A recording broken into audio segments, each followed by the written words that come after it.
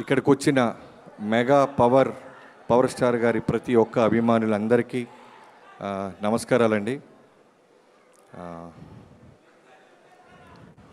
నువ్వు కూర్చో అన్న. మామూలుగానే మైక్ అంటే నాకు లోపల చాలా చిన్నపాటి టెన్షన్ ఉంటుంది. థ్యాంక్ యూ మీ అభిమానానికి చాలా చాలా థ్యాంక్స్. ఇందాక ఆది అన్న అన్నట్టు చిరంజీవి గారు ఆయన మెగాస్టార్ అవటం కన్నా ఆయన్ని అభిమానించే వాళ్ళలో ఒక్కడ పైకి వచ్చిన ఆయన కంటే ఆనందపడేవాడు ఈ భూమి మీద నేను ఎవరిని చూడలేదు. నిజం చెప్తున్నాను. నాకు తెలిసి మీలాగే ఆ వెనకాల రోల్లో నుంచి నా జీవితం మొదలై ఆయనతో ఆల్మోస్ట్ 6 years నుంచి ఆయన కుటుంబంలో ఒక మెంబర్లాగా నేను దగ్గర నుంచి చూసి హానెస్ట్గా మనస్ఫూర్తిగా చెప్తున్నాను, చిరంజీవి గారిని మించిన చిరంజీవి గారిని మనం చూడలేము, రాబోరు. ఇది మనస్ఫూర్తిగా చెప్తున్నాను, ఒక అభిమానిగా చెప్పట్లేదు. ఆయనతో పాటు పనిచేసిన ఒక దర్శకుడిగా, ఒక టెక్నీషియన్గా చెప్తున్నాను.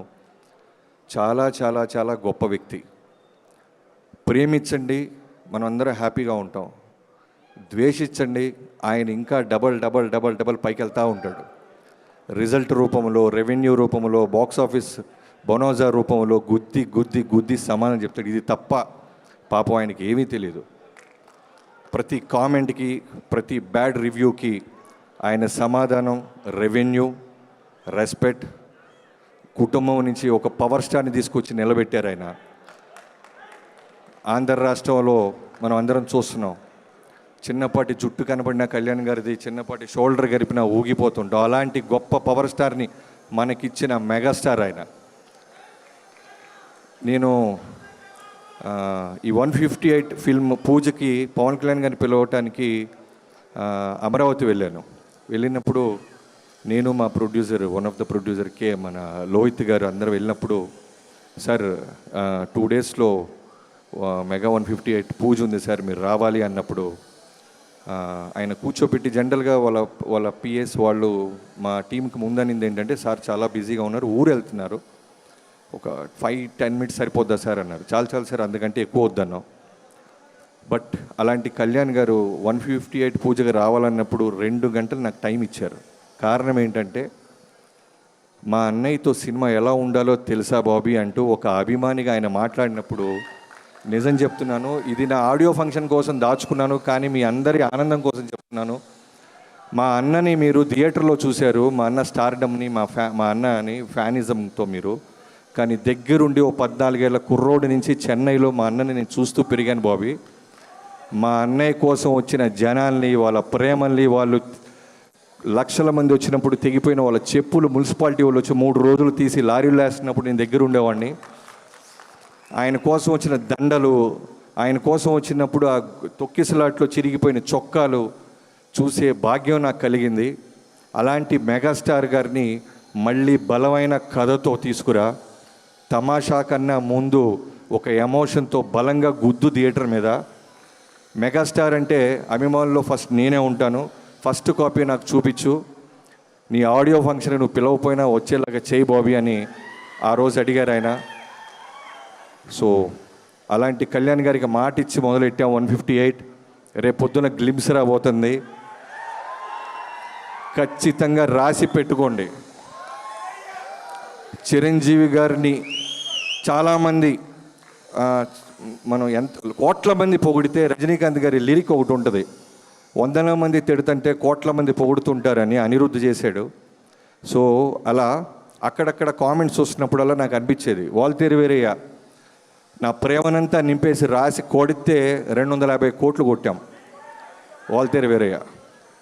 సో అప్పుడు కూడా అక్కడక్కడ చిన్న కామెంట్స్ చూసాం మేము. ఆ కామెంట్స్ కూడా సమాధానం చెప్తున్నాం 158 సినిమాతో. మెగాస్టార్ గారిని ఎప్పుడూ చూడని ఒక extraordinary mass angle, emotional angle. నాకు రుద్రవీణ్ అంటే చాలా ఇష్టం, స్వయం కృషి అంటే బాగా ఇష్టం, ఆపద్ బాంధవుడు అంటే ఇంకా ఇష్టం. కానీ ఆ సినిమాలు ఎక్కడో కమర్షియల్ యాంగిల్ లేకపోవటం వల్ల బాక్స్ ఆఫీస్ దగ్గర మనం పెద్ద రెవెన్యూ చూడాల. బట్ కమర్షియల్ యాంగిల్ పెట్టి అలాంటి రుద్రవీణ, అలాంటి స్వయం కృషి చిరంజీవి గారిని మనం మళ్ళీ చూడాలి అనే ఒక కృషితో రాసిన కథ ఇది. రేపు గ్లిమ్స్ వచ్చిన తర్వాత మిగతా విషయాలు మాట్లాడుకుందాం. మెగాస్టార్ గారితో పనిచేస్తున్నప్పుడు క్లియర్గా అబ్జర్వ్ చేస్తే ఒకే విషయం అర్థం అవుద్ది, సినిమా తప్ప వేరే సెకండ్ విషయం ఆయన మాట్లాడు, ఆలోచించడు, స్పేస్ కూడా వేస్ట్ చేసుకోరు. నిజం చెప్తున్నాను, ప్రతి అభిమాని గురించి తెలుసు ఆయనకి. ప్రతి అభిమాని ఎక్కడో కష్టంలో ఉంటే ఫోన్లో మాట్లాడుతూ ఉంటారు. ఇందాక ఎవరో చెప్పారు, గబ్బర్ సింగ్ సినిమాలో వన్ ఆఫ్ ద ఆర్టిస్ట్కి ఇబ్బంది జరిగితే మొన్న ఒక కీ షాట్ తీస్తుంటే ఒక్క 2 minutes బాబీ అని పక్కకి వెళ్ళి ఫోన్ మాట్లాడొచ్చి ఆయన ఎంత డబ్బులు ఇస్తున్నాడో ఒక్కడు రాయడు, ఒక్కడు చదవమనో, ఎవరు బయటికి చెప్పరు, ఆయన చెప్పమండు. ప్రతిరోజు ఆ చెయ్యి ఎంతమందికి చెక్కుల మీద సంతకం పెడుతుందో దగ్గరున్న నాకు ఒక్కడికే తెలుసు. నేను అన్నాను ఓ రోజు, అనయ్య దగ్గరున్నాను కాబట్టి నాకు సరిపోతుంది, మీరు ఇన్ని లక్షలు ఇస్తుంటారు, మీరు ఇటుపక్క అక్కడి నుంచి కళ్యాణ్ గారు ఎవరు మాట్లాడరేంటి వీరి గురించి అన్న. మాట్లాడటం కోసం చేయట్లేదు కదా సాయం అన్నాడు ఆయన. నేను మాట్లాడటం కోసం మేము ఎక్స్పెక్ట్ చేయట్లేదు, నేనైనా నా కుటుంబం అయినా వాళ్ళు బాగుండాలి, స్నేహితుడైనా శత్రువు అయినా అభిమానైనా వాళ్ళు బాగుండాలని మనస్ఫూర్తిగా కోరుకుండే గొప్ప మనస్తత్వం ఉన్న గొప్ప మెగాస్టార్ అయినా. సో మ్యాక్సిమం ప్రేమించడానికి చూడండి. ఏమాత్రం చిన్న మీ టైం వేస్ట్ చేసుకుంటే కొడితే బాక్స్ ఆఫీస్ కొడతానే ఉంటాడు. పవర్ స్టార్ని ఇచ్చారు, మెగా పవర్ స్టార్ని ఇచ్చాడు, ఎంతోమంది డైరెక్టర్లు ఇచ్చాడు, ఎంతోమంది కొరియోగ్రాఫర్లు ఇచ్చాడు, ఎంతోమంది యాక్టర్లు ఇంటికి పిలిచి మాట్లాడే అవసరం ఆయనకి ఏముంది చెప్పండి. ఒక చిన్న సినిమా హిట్ అయినా ఫస్ట్ ఫోన్ కాల్ అయిందే ఉంటుంది, ఇంటికి పిలుస్తారు. చిన్న హీరోలే ఈ మధ్య మనకి టైం ఇవ్వట్లేదు, అలాంటిది ఎక్కడో ఉన్నోళ్ళకి ఫోన్ చేసి మాట్లాడతారు. ఈ మధ్య ఇంకొక విట్నెసెస్ ఎవరో ఒక లేడీ యాక్ట్రెస్ చిరంజీవి గారిని కలవటానికి కుదరట్లేదు అని ఎక్కడో ఫీల్ అవుతుంటే ఎవరో చెప్పారు ఆయనకి.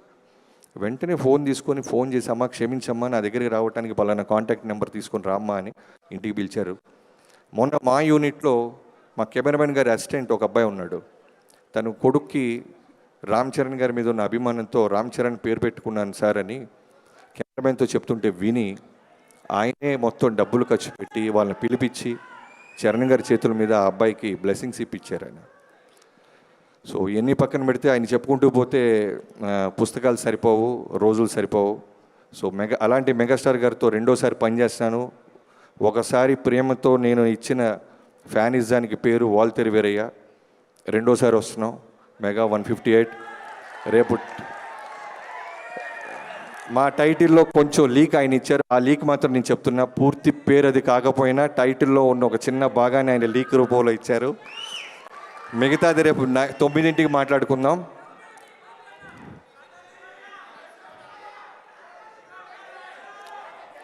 ఒకడు తప్పకుండా చేస్తాను. నీకంటే నాకు ఎక్కువ ఉంటుంది తమ్ముడు, కళ్యాణ్ గారితో చేయాలని ఎక్కువ ఉంటుంది. ఖచ్చితంగా తప్పకుండా త్వరలోనే అన్నీ కలిసి వస్తే కళ్యాణ్ గారి దగ్గరికి వెళ్ళి మళ్ళీ సినిమా వేస్తాను. Thank you so much. ఇక్కడికి వచ్చిన ప్రతి ఒక్కరికి పేరున నన్ను పిలిచిన స్వామినాయుడు గారికి, మిగతా అభిమానులందరికీ థ్యాంక్ యూ సో మచ్.